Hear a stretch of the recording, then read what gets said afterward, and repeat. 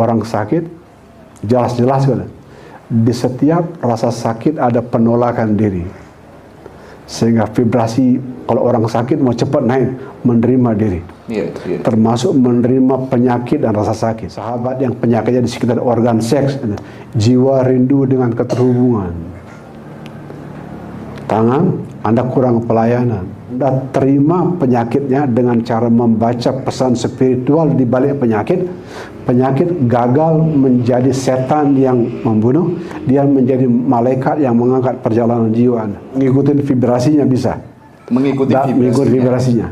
Nah, kalau dalam cerita seorang guru spiritual, vibrasinya itu paling bawah 550, di atasnya compassion 750, yang paling tinggi damai. Katakanlah seorang guru sampai tingkat damai, Anda ikutin sampai ada tingkat kasih terangkat kok.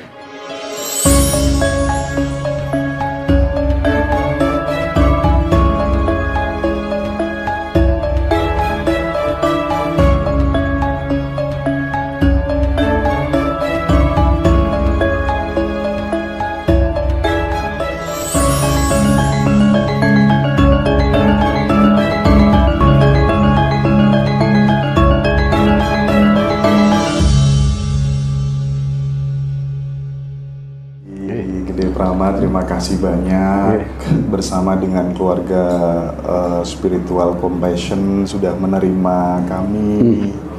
Tentu kami merasa terhormat ya. Sudah lama pengen belajar langsung kepada Guruji, tetapi ya bersyukur Ras Tenggara pada kesempatan siang hari ini bisa terwujud gitu. Guruji tadi saya sempat mendengarkan Guruji memberikan wejangan kepada sahabat semua tentang urgensi vibrasi gitu.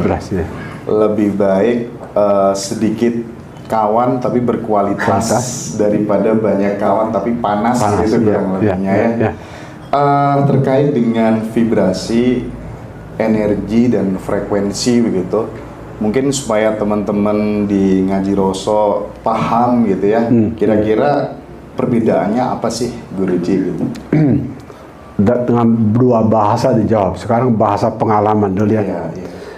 Generasi manusia rupanya tambah lama tambah berubah cenderung lebih lemah. Pakai contoh sendiri, Guruji punya orang tua itu, bapak tamatan kelas 3 SD, ibu almarhumah tidak bisa baca, tidak bisa tulis, buta huruf.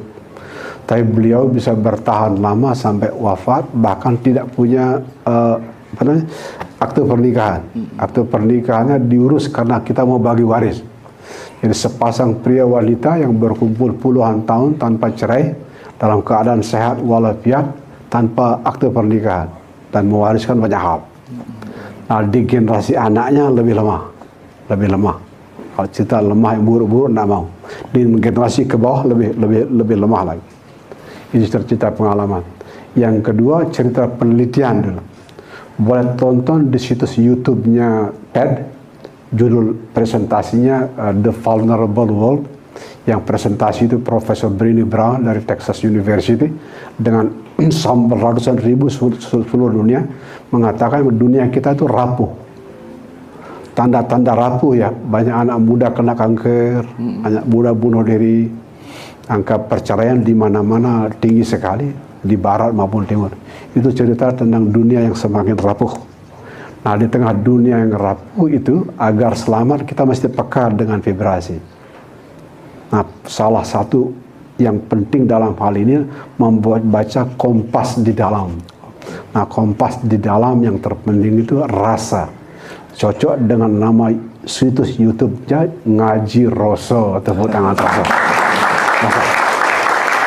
Bahasa praktisnya yang nggak cocok, yang paling berbahaya itu orang yang bikin iri. Lebih cepat menjauh secara copan lebih bagus. Karena iri bercerita orang itu bukannya buruk, bukannya negatif, vibrasi kita berbeda. Kita nggak bisa mengatakan cacing lebih buruk dibandingkan kupu-kupu, karena dua-duanya punya misi suci yang berbeda. Yang jelas vibrasinya berseberangan. Hal yang sama terjadi dengan manusia. Nggak bisa kita orang spiritual menyebut orang material buruk, nggak bisa. Dua-duanya nggak bisa dibandingkan. Itu mirip dengan petani, tempatnya di ladang, nelayan, sempatnya di lautan. Nah, kita akan kemungkinan selamat kalau kita live and let live. Kita hidup dengan cara kita dan kita hormati orang lain yang cara hidupnya berbeda. Nah, dengan cara seperti itu kemungkinan vibrasinya bertahan di tingkat yang sehat lebih tinggi. Kalau kita berbicara dalam hal vibrasi begitu Guruji, kira-kira yang paling cepat cara menaikkan level vibrasinya itu dengan tindakan apa Guruji? Tergantung orangnya. Okay. Ada orang sakit, ada orang sehat, ada orang bahagia, ada orang damai, lain-lain. Nah, kalau orang sakit, kita mulai dengan yang titik paling kiri ya. Orang sakit, jelas-jelas kan. Di setiap rasa sakit ada penolakan diri. Sehingga vibrasi, kalau orang sakit mau cepat naik, menerima diri. Termasuk menerima penyakit dan rasa sakit. Bagaimana menerima penyakit dan rasa sakit? Clear. Baca pesan spiritual di balik penyakit. Kalau penyakit di sekitar kepala, kurangi berpikir, perbanyak mengalir. Penyakit di sekitar mulut dan kerongkongan, hati-hati bicara. Ya, karena kanker kerongkongan dan di sini, hati-hati. Kata-kata Anda banyak melukai orang lain. Jantung menyempurnakan cinta kasih. Paru-paru terhubung dengan alam dan lingkungan sekitar. Sahabat yang penyakitnya di sekitar organ seks, jiwa rindu dengan keterhubungan. Tangan, Anda kurang pelayanan. Kaki, hati-hati melangkah.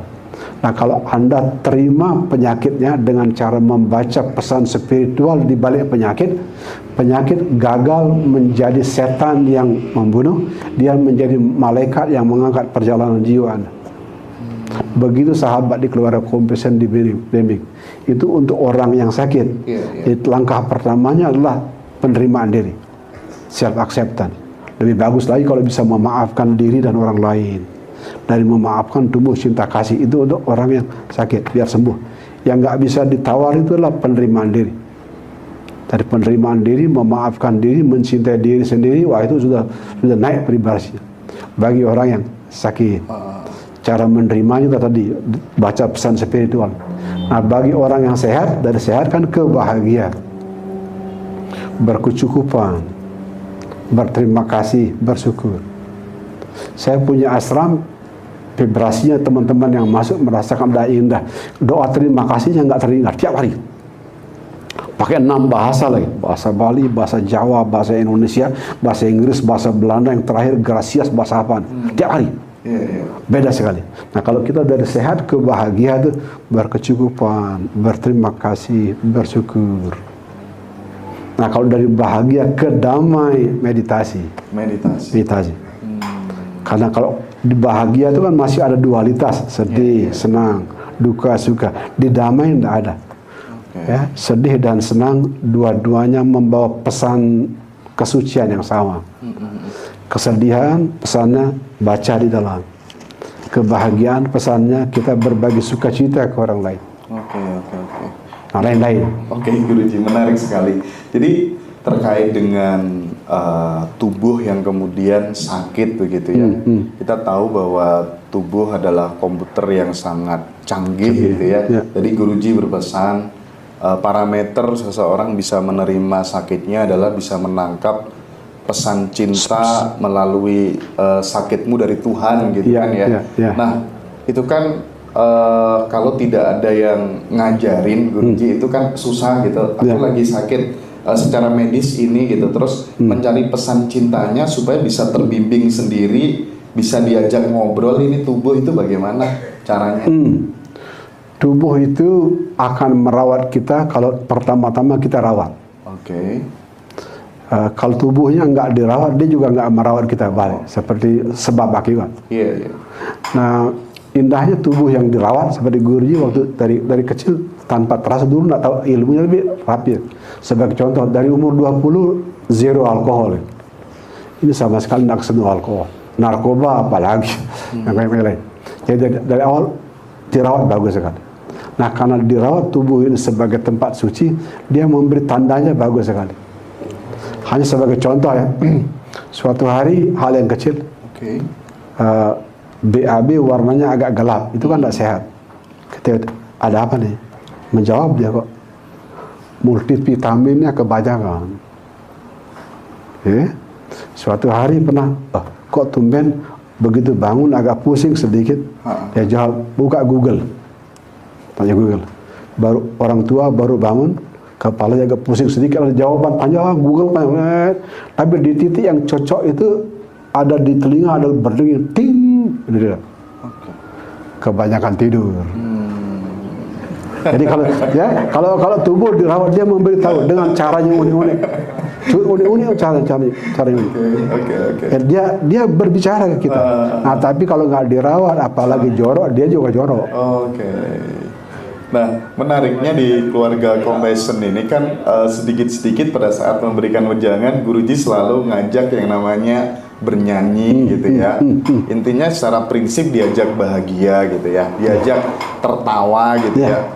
Apa sih energi dari menyanyi, ketawa itu dan apa kaitannya dengan pertumbuhan spiritualitas kita gitu, Guruji? Gini, alam kita dalam filosofi timur disebut alam samsara, alam yang berisi banyak penderitaan. Jadi penderitaan itu identik dengan hal-hal yang gelap, dan kegelapan itu merindukan cahaya. Nah, cahaya itu berbagai macam wajah, dari rumit sampai sederhana. Tapi cahaya yang paling sederhana yang bisa langsung kita bagikan, langsung terasakan sukacita lewat bernyanyi. Nah, cuman kegembiraan orang tergantung dia. Kalau dia orangnya ya sangat negatif, apalagi curiga, pernah dilukai dan lain-lain, kan tertutup dia. Itu seperti rumah tertutup, cahayanya nggak masuk. Tapi bagi orang-orang yang bakat kebahagiaannya tinggi, rasa terima kasih tersyukur tinggi, menyanyi itu masuk cahayanya dan menyembuhkan. Banyak teman cerita dengan gembira. Jadi sukacita namanya joy itu jauh di atas 100. Penyakit, rasa sakit, gelisah, nggak bisa tidur di bawah 100. Ini di bawah 100, di atas 100. Itulah kenapa kemudian kalau vibrasinya tinggi, meskipun mau ada virus apa, jadi nggak akan ngefek begitu ya, Guru? Ya, karena virus di bawah 100, jauh. Sesederhana begini, rumah masukin lalat, itu kan tanda kotor. Coba bersihkan kamarnya. Bila mana perlu semprotkan hal-hal yang kan lalatnya menghilang, dan kita tidak perlu bunuh-bunuhan dengan lalat. Ya, rumah kita sering didatangin makhluk-makhluk berbahaya, sebutlah seperti ular. Cobalah kurangi bertengkar, kurangi berkelahi, lakukan perintah agama Anda masing-masing. Kalau sahabat Islam yang sholat dan lain-lain lah, ularnya hilang kok. Nah, masih terkait dengan vibrasi gitu. Ketika kemudian murid-murid gitu, saya secara pribadi gitu, ketemu sama Guruji gitu, terus yang high vibration gitu ya, terus kemudian bisa nggak sih kita itu melakukan copy vibrasi gitu ketika ketemu face to face gitu, dan ketika kemudian digeneralisir begitu karena pengalaman Guruji banyak gitu, ketemu sama orang kaya gitu, bisa nggak sih kita melakukan copy DNA kaya pula gitu ketika ketemu langsung gitu? Mohon penjelasannya gitu. Mengikuti vibrasinya bisa. Mengikuti vibrasinya. Nah, kalau dalam cerita seorang guru spiritual, vibrasinya itu paling bawah 550, di atasnya compassion 750, yang paling tinggi damai. Katakan seorang guru sampai tingkat damai, Anda ikutin sampai ada tingkat kasih, terangkat kok. Terangkat, bisa. Tapi ingat, meniru vibrasinya. Nah, cara meniru vibrasi sederhana. Laksanakan apa yang diajarkan.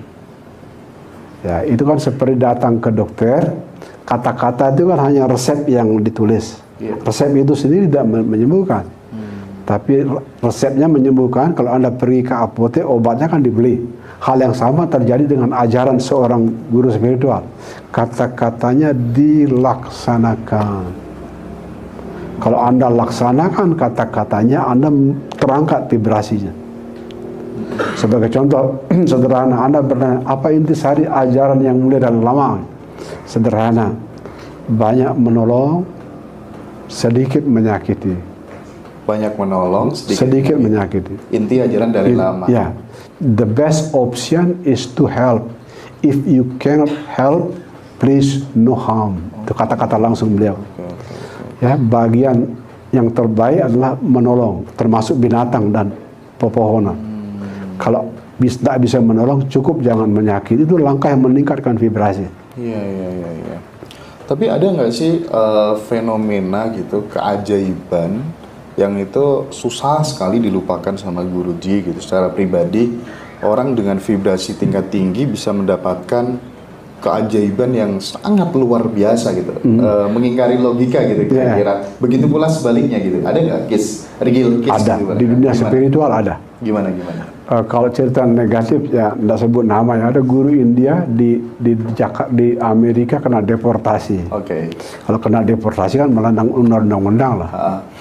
Nah, itu kan agak menimbulkan big question. Kalau guru spiritual kan umumnya menyebarkan kebaikan, kedamaian. Kok bisa kena deportasi? In question dan antara apa yang diajarkan sama apa yang dialami kan dua hal yang berbeda.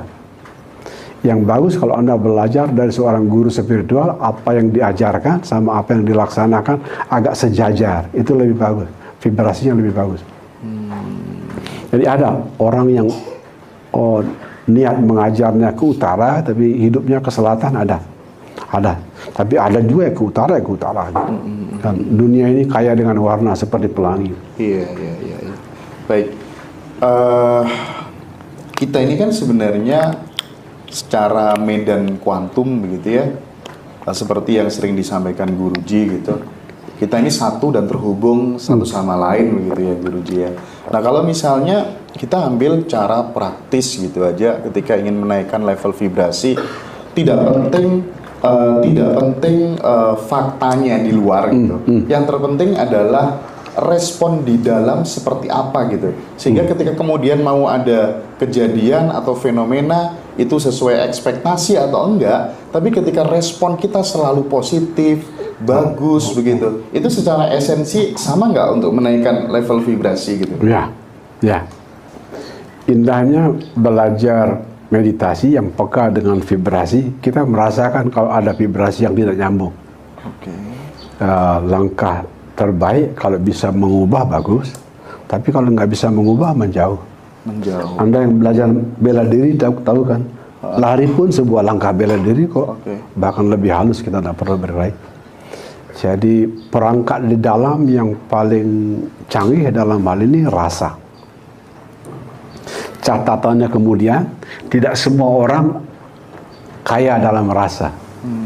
Anak-anak muda banyak bertanya bagaimana biar kaya rasa. Berita tidak bagus bagi orang biasa. Kalau Anda mau peka dalam rasa, Anda mesti pernah mengalami penderitaan yang panjang. Di dalam bahasa orang tantra itu syarat tidak bisa ditawar untuk memasuki alam rahasia. Anda harus mengalami penderitaan yang panjang. Bila mana perlu face to face dengan kematian. Itu kan penderitaan yang paling menakutkan. Nah, kalau Anda mengalami penderitaan yang panjang, lebih-lebih disakiti oleh orang dekat yang sangat kita cintai, mendekati kematian, itu rasanya, alam rasanya peka, halus sekali. Ada perubahan kecil saya terasa kok. Oke. Nah, kembali lagi ketika kita ngomong bahwa kita ini satu dan terhubung satu sama lain gitu ya Guruji. Pada saat kemudian ada seorang koruptor gitu, terus kemudian respon di dalam, wah kapok ya, dasar penjahat gitu, itu tuh bisa terpantul ke dalam diri kita nggak sih gitu? Karena ketika secara medan kuantum mungkin apa yang ada di dalam, kondisi di dalam akan terproyeksi keluar gitu. Itu sama dengan merugikan diri kita sendiri nggak sih gitu? Iya, kalau Anda praktek kesadarannya lemah, berita korupsi dan koruptor itu akan menghadirkan energi negatif bagi kita. Kesal lah, marah lah, uang pajak diambil dan lain-lain. Jadi lingkungan negatif membawa vibrasi negatif ke dalam. Karena kalau kita praktek kesadarannya lemah.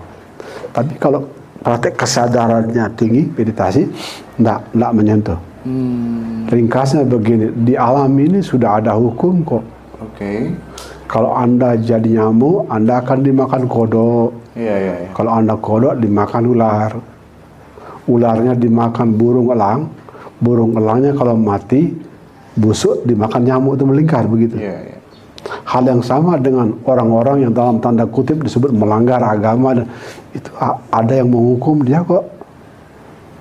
Di alam ini hukumnya sudah sempurna, nggak usah menambahkan dan mengurangkan. Dengan cara seperti itu kan kita nggak terganggu ke berita luar. Seburuk apapun berita luar kita tidak tersentuh. Orang korupsi ada KPK, ada kejaksaan, macam-macam sudah ada yang menangani, kita nggak usah menambahkan dengan yang lain. Kita fokus pada tugas kita sendiri saja.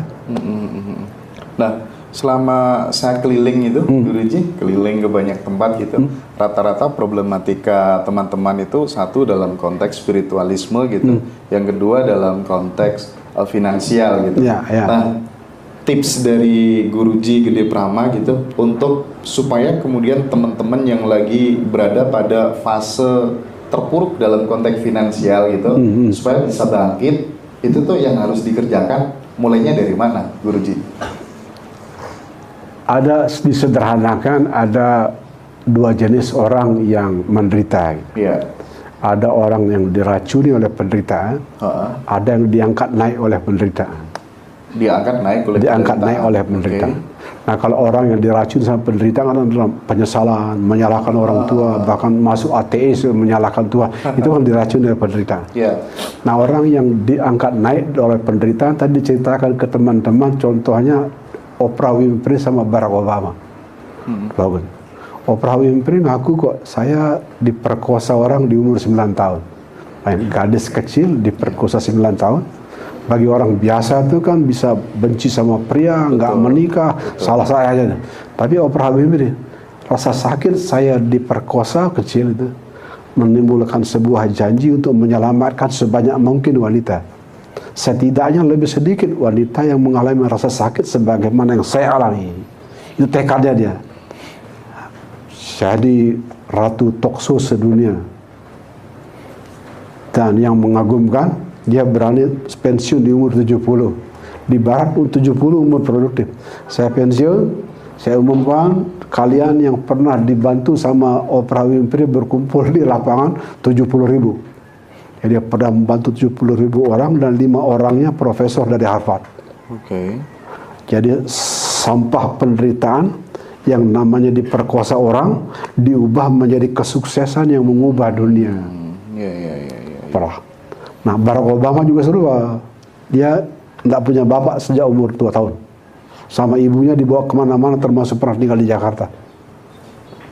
Kan berat kan? Diolah demikian rupa, cari beasiswa. Jadi orang hitam pertama jadi presiden. Nah, ciri orang gagal sama orang sukses sederhana.